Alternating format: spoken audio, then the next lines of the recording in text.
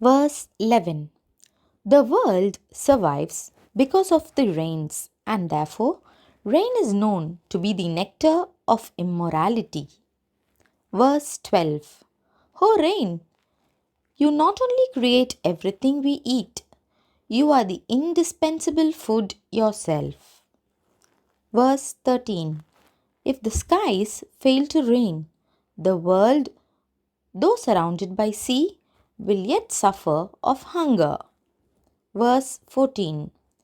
If the monsoons fail, farmers won't till their lands to produce food.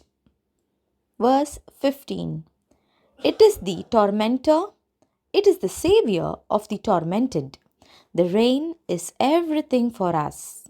Verse 16. Unless drops of precious rain fall down, not even grass will sprout its head. Verse 17. Even the vast ocean will start shrinking if the clouds that took the water away from it don't pour it back.